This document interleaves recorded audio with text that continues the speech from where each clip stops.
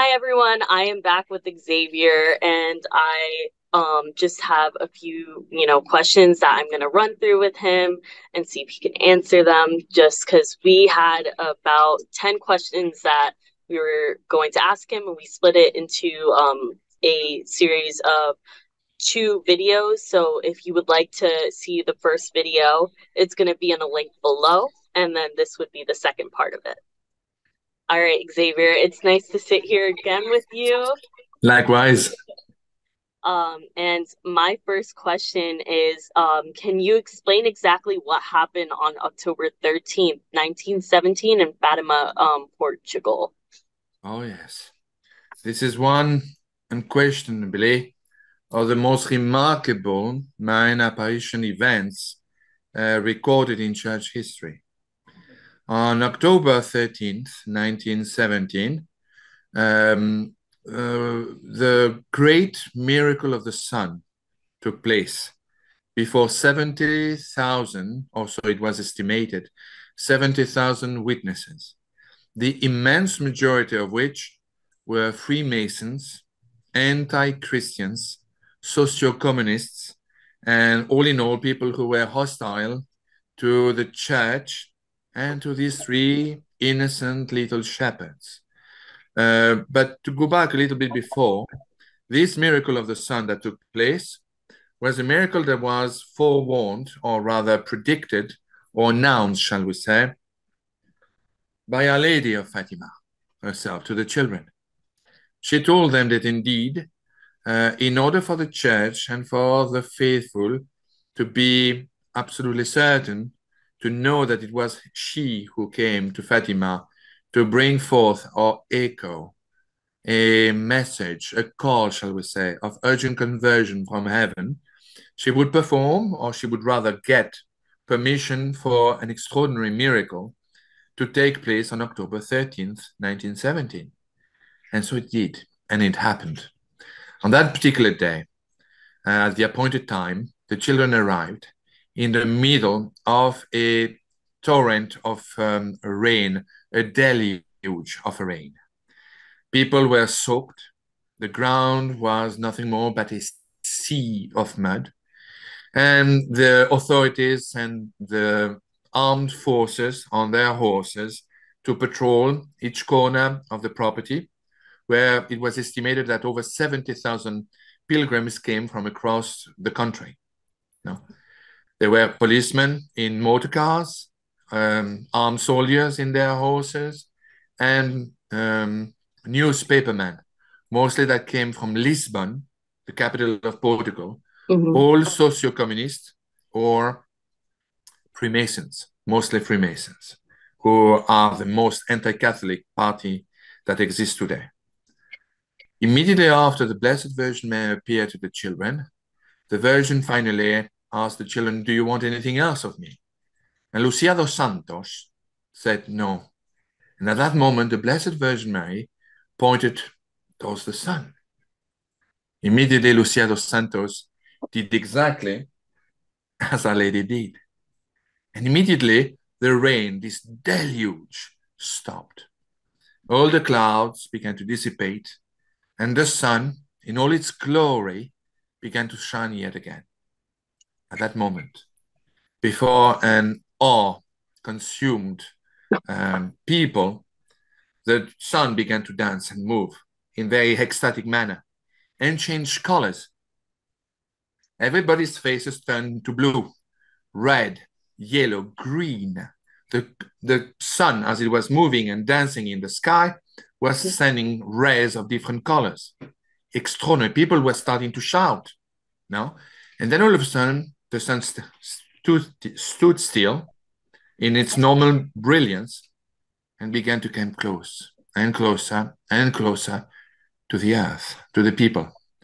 Immediately, all the skeptics, all the non-believers, the agnostics, the atheists, even some Christians and faithful began to scream in sheer horror. The sun was plunging, or appeared to be plunging towards the earth, and it grew. It grew. The luminosity was blinding, and the heat was getting stronger and stronger. People starting to get alarmed and panic. and began to run in everywhere. All of a sudden, those socio-communists, socialists, and Freemasons, some of them collapsed on their knees and began to do the sign of the cross, begging forgiveness. Until finally, when people were starting to shout so much thinking it was the end of the world, the sun stopped and stood still for a while. At that time, the children who were still on their knees praying, completely in peace, saw the passion of our Lord Jesus Christ and began to see all the mysteries of the Holy Rosary, beginning with the joyful mysteries. Lucia dos Santos, after the last fifth mystery, and for those of you who are not familiar with the mysteries of the Rosary, it begins with the Annunciation. They were seeing live while the sun was coming closer towards the people. They were seeing elsewhere, right next to the sun, the children, the visionaries, the scene of Saint Gabriel appearing to the Virgin Mary and announcing to her the birth of Christ and the birth of Saint John the Baptist, no? And to the Virgin Mary's cousin Elizabeth. Then the second mystery, which took place, which was the visitation. Then the third mystery, which was the birth of Christ. Then the fourth mystery, the presentation. Then the fifth mystery, the finding of the son of the child Jesus in the temple. They were seeing all these scenes as the sun was dancing and getting close to and frightening the people. Lucia dos Santos continuing seeing the sorrowful mysteries and the glorious mysteries, while the other two stopped seeing the other mysteries. But the other 10 scenes continue. So, and as it continued, Lucia continued to see the Virgin Mary appear, but dressed in a different fashion, with a Lady Mont Carmel. Then Saint Joseph holding the child Jesus, both of them doing the sign of the cross on the people. No? Then finally, as the sun stood still, it finally went back ever so slowly. The people started to come down and they were sweating, drenched with sheer panic. But they realized that now this, what they thought was a horror, was stopping. All of a sudden, they realized that all their clothes, which were soaked minutes ago, were dry. The floor, the ground, that was nothing but a sea of mud, was now dry ground, dry earth, dry land. So at the end of the day, at the end of this particular moment, everyone began to cry. There were miraculous healings. People who were blind began to see for the first times in their lives. Countless amounts of people who were handicapped began to walk, dropping their wheelchairs or their béquilles. And it was miracle after miracle. The following day, the foremost Freemasonic newspapers in Lisbon, that was led by famous socio-politician Freemason of the foremost lodge in the capital of Portugal, began to write exactly, in all honesty, what he saw and what he lived, saying that this was unexplainable and that indeed all this event took place. This was the greatest testimony that the church used in favor of the approval process of the apparition of Fatima. And this is considered today one of the greatest miracles in Marian apparition history. Wow. I did not know that. So you just gave me a full history lesson on that. So that was great. Thank you so much for that. Not at all. Yeah, no. So my second question was, what miraculous event took place in Akita, Japan during the apparitions to Sister Sasagawa? Sasagawa. Brilliant question. Well done. This is another case that began in the 1970s, which was formally approved by the Congregation of the Doctrine of the Faith in the Vatican in 1988 by His Eminence Cardinal Ratzinger, future Pope Benedict XVI.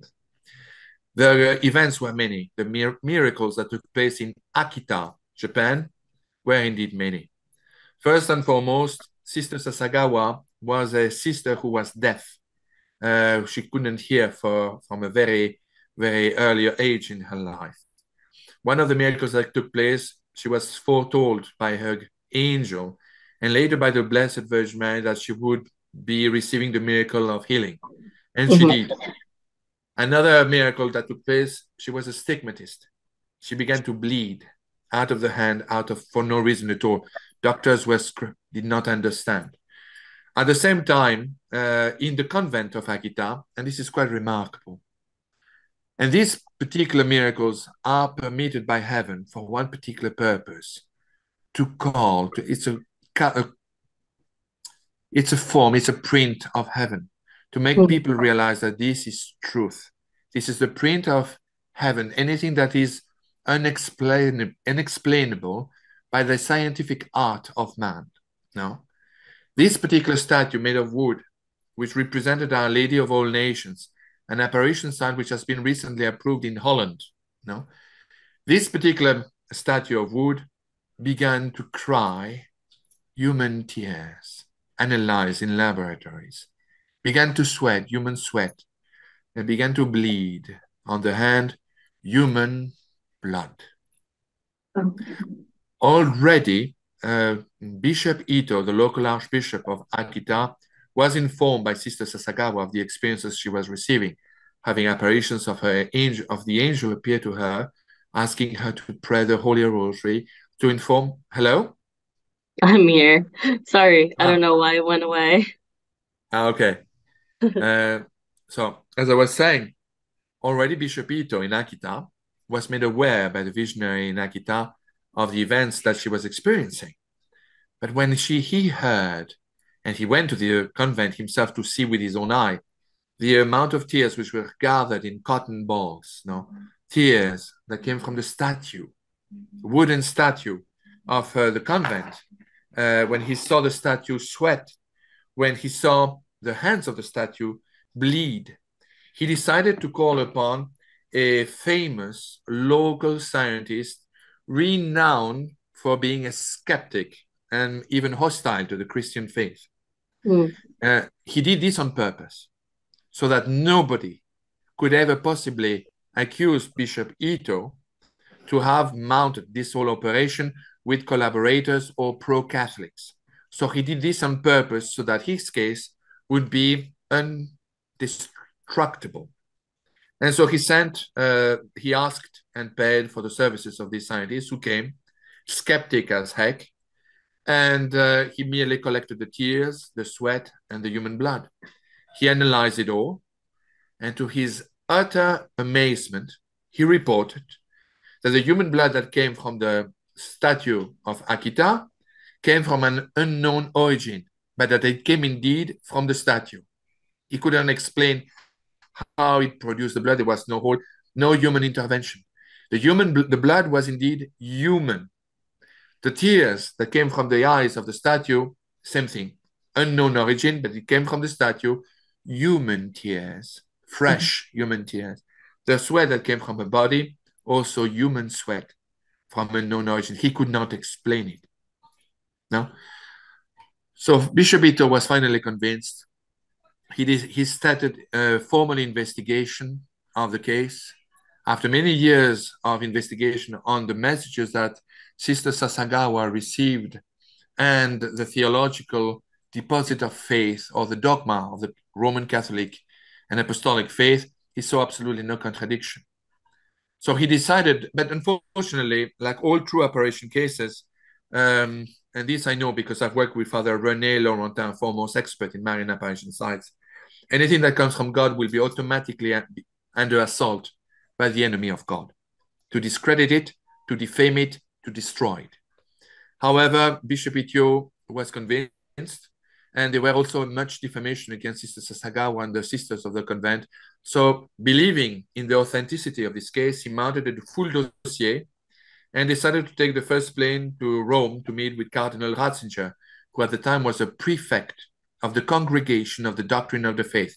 That's a department of the Vatican that studies alleged apparition sites around the world. So he came, took the first plane from Tokyo, Rome, arrived, taking the red eye, and finally met with His Eminence, Cardinal Ratzinger.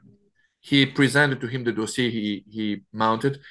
Now, at the beginning, Cardinal Ratzinger was somewhat perplexed because he heard of all the negativity that was stated against the case.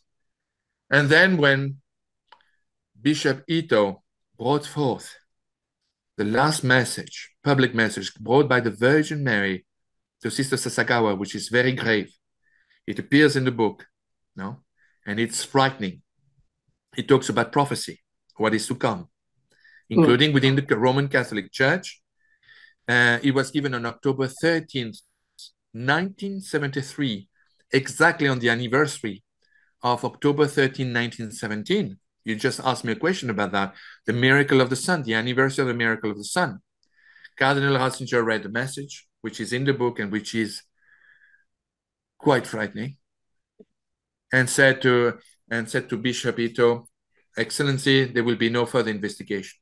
Bishop Ito said that, Your Eminence, you have to give me a chance to explain. You haven't read the whole dossier. I have here scientific proof. He said, no, Cardinal, Bishop, you do not understand.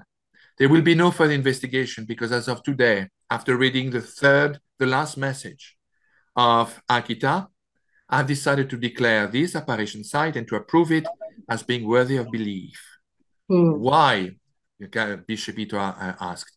Because, Excellency, in effect, this message of October 13th, 1973, given by the Blessed Virgin Mary to Sister Sasagawa, is nothing less than the third secret of Fatima, which to that date was still unrevealed and kept secret.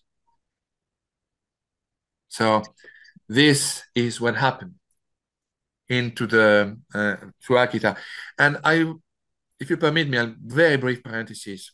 This book had only one reason of being, and it's not for me to appear in this video. It is not certainly to get fame or to earn money at all. This book's existence, these books being sold today through the competent and kind hands of Austin Macauley, is to bring forth a message which has been purposely hidden by the Vatican, because sometimes parts of this message is inconvenient. No, it is consider it a call, an echo of a call from heaven to those men of goodwill who are ready, willing, and able to listen and to take it under consideration. Wow. Wow. No, it's just so interesting. I'm listening to you and I am so invested in everything that you are saying. So I can imagine how everyone else is feeling who's gotten their hands on your book. So I have 3 more questions for you, Xavier, if you can take it. Of course. The more the better. Okay, so my 3rd question is, can you explain what are incorrupt bodies? Yes. Again, superb question. Incorrupt bodies are bodies that do not decompose with time. I assume you're asking me this because of one of those particular incorrupt bodies came of the body of Jacinta. Jacinta, there were 3 visionaries in Fatima: Lucia dos Santos, Jacinta, her cousin, and Francisco, Portuguese. Remarkably enough, and that was part of the second secret, no, actually the first secret of Fatima. The Virgin Mary said that Jacinta and Francisco would pass away very soon. Now, they died of tuberculosis. Remarkably enough, they decided, before they beatified Jacinta and Francisco, they decided to exhume the body that was buried of little Jacinta, who was nothing short of a wingless angel. Remarkably enough, years after her passing away, when they exhumed her body, not only have they found her body absolutely, totally, and completely intact, but her body had grown somewhat. Her nails had grown, her hair had grown, the size of her body, she had grown, although she was still in God's realm. Yeah. Her body was intact.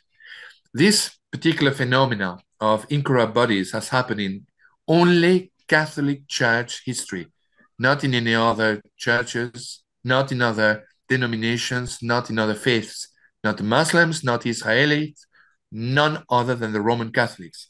This happened again, or rather before, with Bernadette Soubirous, the visionary and saint of Lourdes.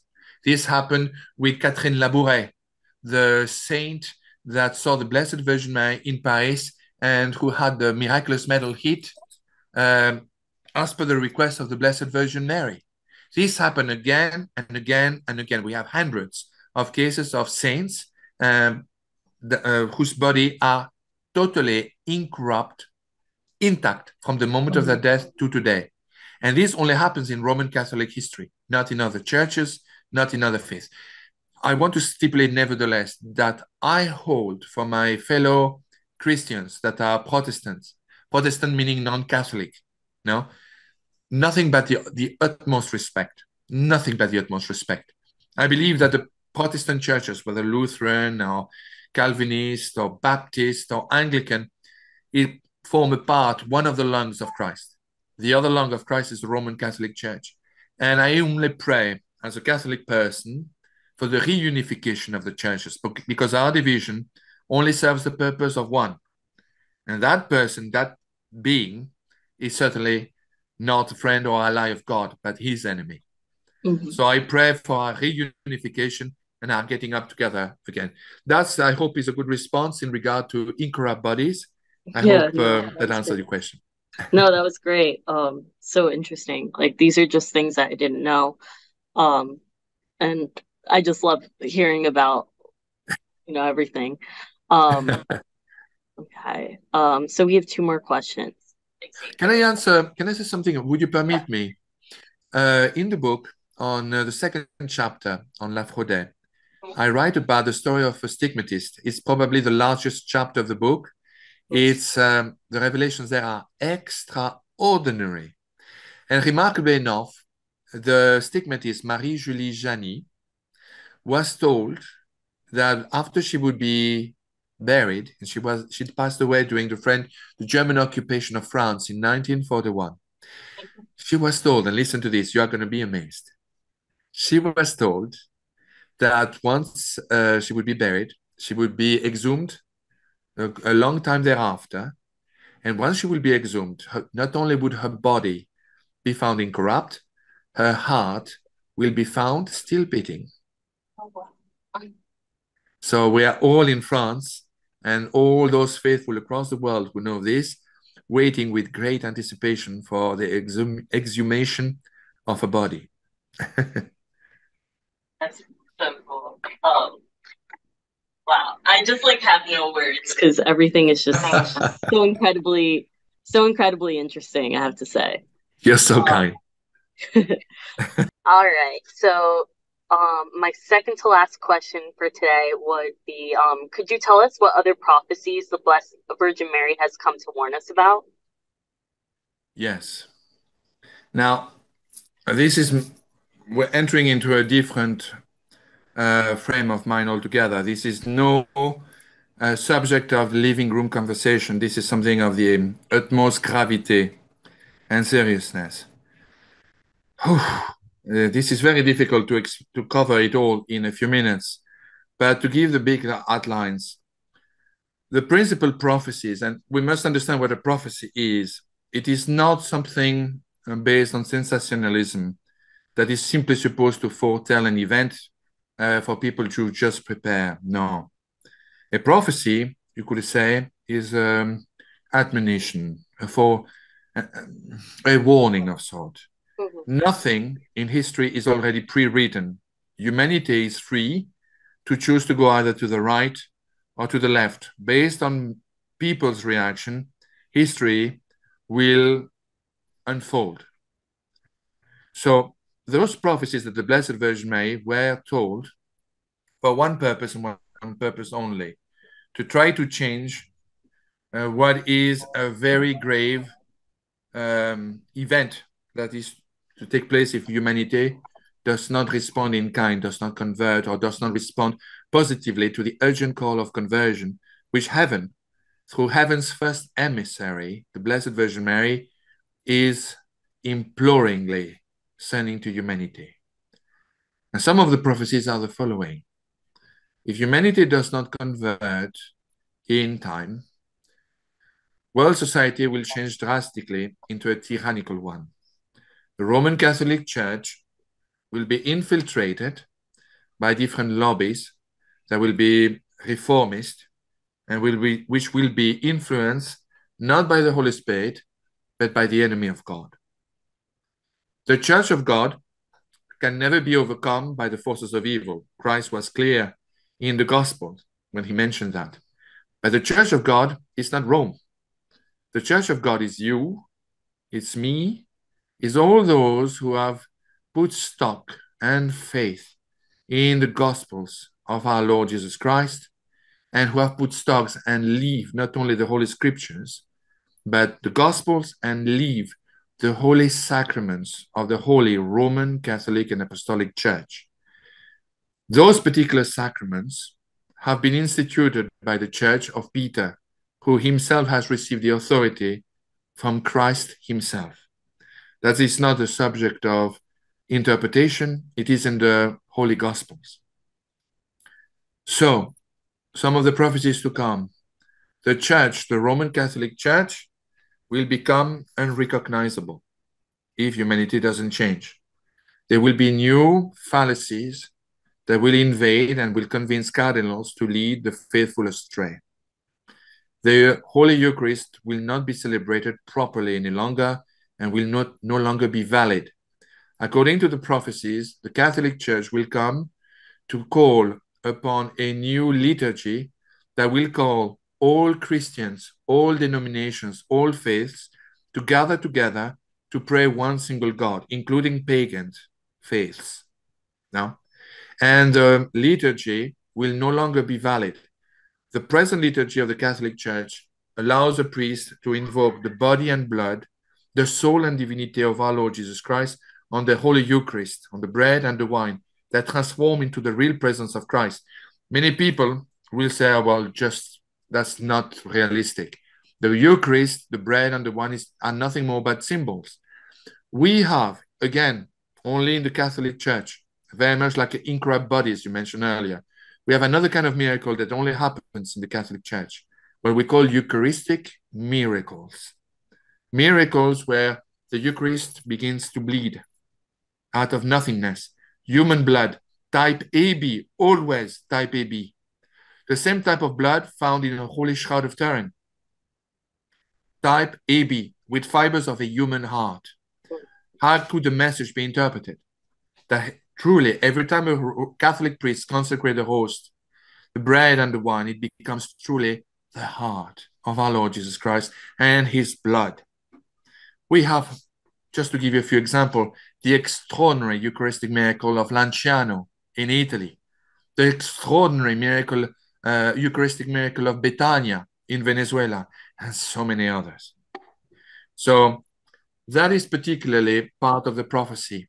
The Church will start to change the liturgy. It will not be recognizable, and the Eucharist will be celebrated in secret, like in the times of the catacombs. On the world geopolitical scene, and this becomes really grave. Virgin Mary mentioned that if indeed, and that will be somewhat difficult for many of your viewers to accept, it was for me when I first started. The Virgin Mary said that if humanity does not convert, there will be different regional world conflicts around the world. One particularly in Europe, there will be nuclear exchange, nuclear one, whereas forces from Eastern Europe will, through a blitzkrieg, invade very quickly all of Eastern Europe. All the forces of NATO will be wiped out very quickly until finally Eastern European forces, principally Russians, will reach the Rhine River, halt there for a moment, and then will take a tremendous risk by crossing the Rhine and invading part of Holland, Belgium, and France. There will be three attacks that will take over France. The principal attack will not be Paris, but the city of Orleans, immediately followed by the city of Nantes. The second greatest attack will go straight to Paris, where the French army, being prepared, will stop the Russian armies for about 45 days, not a day more, not a day less. But finally, the French army, out of ammunition, will collapse, and Paris will be overtaken. The third attack will come from an army that will come and cross through Switzerland and the French Alps, and will enter very quickly through central France, while Muslim forces will disembark in South Italy in south of France, in La Costa del Sol, in España, in Spain, and in Andalusia, in south of Spain. The Spaniards will be overtaken very quickly to the point that the royal family will be evacuated, but for a very short while. France will be completely invaded with a Muslim Russian force that will meet in central France, and the final battle will be taking place in Nantes, where the Russians and the Muslims will be beaten, but at a great cost of the French army, of what is left thereof, and of the remnants of the NATO forces. The Americans will not come to the rescue of Europe.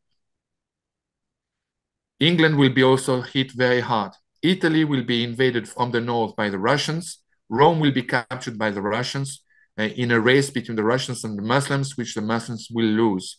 And the southern part of Italy will be conquered by the Muslims. There will be an occupation that will last, the whole war will last about 3 years until the arrival of a great monarch that will be called by a privileged soul to come to France. That great monarch will be the direct descendant of Louis XVII, or the direct descendant of Louis XVI and Marie Antoinette. That answers a question which was answered originally in La Salette, where in La Salette, the Virgin Mary asked little Maximin Giraud to meet with the Count of Chambord and to tell him a particular secret, which is called the secret of La Salette, that the Prince of France did not die in the prison of Le Temple at the moment of the Revolution, little Prince being the son of Louis XVI and Marie Antoinette, but that he was rescued and taken in secret out of France. They placed in his stead a little boy who was a mental boy, teenager, 14 years old, when the Prince of France was 10 years old. And his descendants, direct descendants, according to la loi salique, the law salique, from male to male to male, will return to France and through a miracle will deliver France, will reject, push back all the Russian invaders, although France will be tremendously destroyed, ravaged, except the western part of Normandy, Brittany, la région Touraine, and the Atlantic coast, except Bordeaux, will be pretty much protected. There will be other cities that will be protected, but cities like Marseille and Paris, according to prophecy in La Salette and La Fraudais, will be destroyed. As the Russians will be withdrawing from Paris, there will be 2 bombing at night, one that will come from Orléans, the other from the city of Blois. And it will destroy almost completely Paris, that will sink into a bottomless crater. Marseille, the city of Marseille, according to prophecy in La Salette, an approved apparition site in France, and to La Fraudais, approved informally by her local bishop, Marseille will sink in the French Mediterranean Sea. England will be very quickly destroyed, not completely, but practically. Italy will be under occupation for many years. And a particular man called Michael de la Torre, who will be coming from Pakistan, crossing Iran, Iraq, Syria, will take over for a very short while Italy and will seek and hunt the Catholics, Christians, but mostly the Catholics, like the Nazis used to persecute and hunt the Jews. There will be a bloodbath in Napoli at that time. For a moment, the Spaniards will finally reject the Muslims out of Spain, will join the French king, who will have liberated all of France, and will form a small force to liberate Italy. There will be a war that will last a few years, short years, but northern Italy will be overtaken by the French and the Spanish king, mostly by the French army that will be superior to the Spanish army, and will liberate Rome, where a new monarch, where a new pope will be elected. At that time, and during the course of these 3 years of war, there will be a tremendous disease that will infect a great part of humanity. A great part of humanity will fall victim to this very contagious disease, and no medicinal art of man will be able to stop it, except one. A remedy given by heaven. That is in the book. That remedy, I will tell you right now, I do not do this at all for personal interest, but to touch as many souls as I can. The Virgin Mary said, this burning plague, it's going to be called now, will be able to be stopped although it will be airborne and very contagious, through the making of a particular tea. And forgive my English pronunciation, which is ghastly. No, my English is hardly the king's, but the leaf is called hawthorn. The hawthorn leaf will be the only cure, if taken in time, that will be able to stop death from this burning plague. The way to do it, according to the Blessed Virgin Mary, and all the details are in the book, will be to boil water. Once water is boiled, you have to place as many leaves as you want. It could be one. There was no particular description of the quantity. One should do the trick. You can put as much as you want, but you have to take off the wooden tige. So you put the hawthorn leaf in the boiling water and cover it with a cover for 14 minutes. Not 13, not 15. Don't ask me why. I do not know, and I do not pretend to understand. Yeah. Once the 14 minutes are gone, take the lid off and apply it or consume it 3 times a day. And the Virgin Mary promises, if you take it in time, it will save you. If it's taken too late, it will alleviate you from the pain and the excruciating pain that normally would ensue. Yeah. Those are part of the prophecy. There are many more. Alrighty. Well, thank you. That was very informative. And I'm on my last question for you, Xavier, and then we have to get going. But luckily for the viewers, we do have another video coming up, and it's where you guys would be able to answer questions. Well, Xavier would be able to answer questions. You could ask him questions below, and we will pick a few for him to answer for you guys. So the last question I have for Xavier is, what would you like to convey as the overall main message of heaven through the Blessed Virgin Mary? All right, I'll try to be as brief as I can, and I apologize. I tend to be too long-winded, and I beg your pardon. No, it's okay. It's okay. I simply would convey the following. Of course, I'm Roman Catholic, Mhm. and this message is not just addressed to Catholics. It's addressed to all men and women of good faith. The Catholic Church was founded by Christ upon Peter. All the other Catholic Christian churches were founded by men. The only Christian church founded by Christ was the Catholic Church upon Peter. Apostolic means from Peter all the way to every pope to Francis. It's never stopped. Sure, our Catholic Church is very imperfect, and today the Catholic Church is going through a civil war as we speak. Mhm. But the great miracle of our Catholic Church is that a perfect message has survived in perfect men. Ask yourselves why the only exorcists that are exorcising efficiently homes and people are only Catholics. Why is it that only miracles of incorrupt bodies happen in the Catholic Church, only in Catholic Church?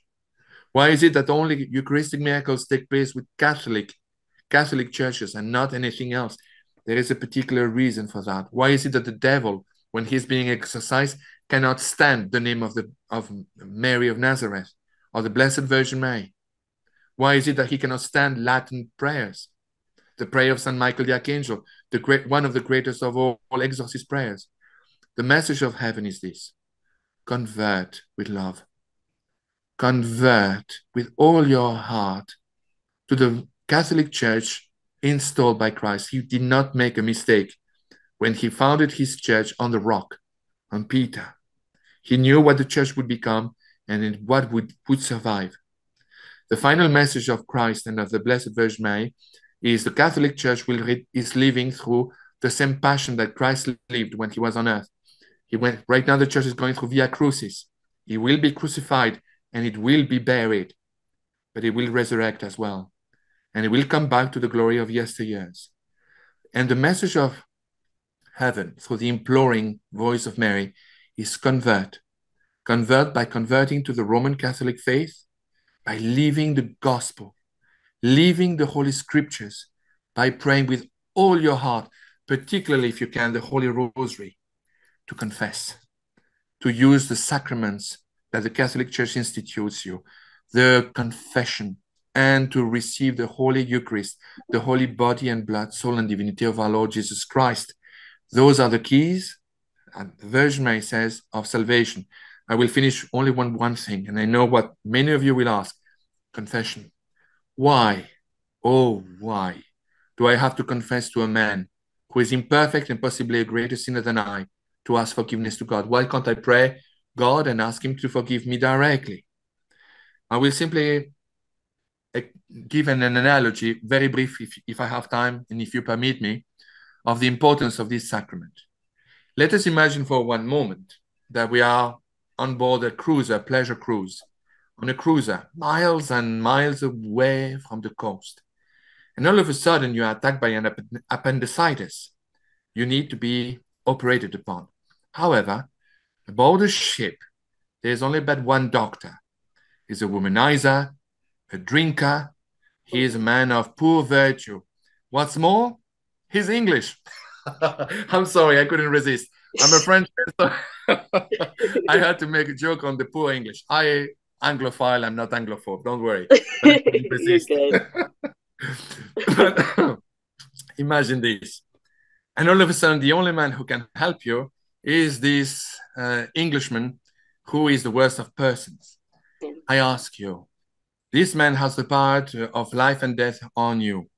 Would you refuse to go to see him for him to operate on you because he's a worse sinner than you are, but he has the power to save you, or would you go to him? I, for one, due to the fact he's English, I would hesitate, but not very long. Then I would finally go to him, and I would have swallow my pride and have him save my life. The same goes with priests. There are doctors, or shall we say, there are telephones of sorts that have been given the power to not to forgive you, but to bestow the forgiveness of God upon you. Remember what Christ said to Peter, whatever you will declare bound on earth will be declared bound in heaven. Whatever you will declare unbound on earth will be declared unbounded in heaven. That's where the sacrament of confession comes for. And by the way, what greater penance, sincere penance of the heart is there than to go through the humiliation of going before another man and present all your sins. It is a sacrifice. And that is what the Blessed Virgin Mary, what heaven, through the Blessed Virgin Mary, is asking us to do. That is the message of heaven. Convert while there is still time with your heart, with love, with charity of heart, by going back to the Catholic Church, the church instituted by Christ, by living the sacraments, confession, and the Holy Eucharist, by living the scriptures, reading the Holy Scriptures and the Gospels, and by praying with all your heart for the conversion of humanity. I think I've been already too long. I thank you for your patience, and it's been wonderful for me. And thank you for the opportunity. Yeah, no, thank you, Xavier, for just taking the time out of your day to speak to me, to speak to the audience about your book and everything. I thank you for that. It was very insightful. And I did enjoy listening to you talk about it. So again, I do thank you. And for the audience, if you would like to purchase Xavier's book, it is on our website on austinmacauley.com/US. You could also purchase it on Barnes & Noble. You can purchase it on a lot of different booksellers. And like I said previously, earlier on, you can ask Xavier any questions that you have, and we are going to be diving into that in our next video. So thank you very much. All right, Xavier. I will see you soon. See you soon.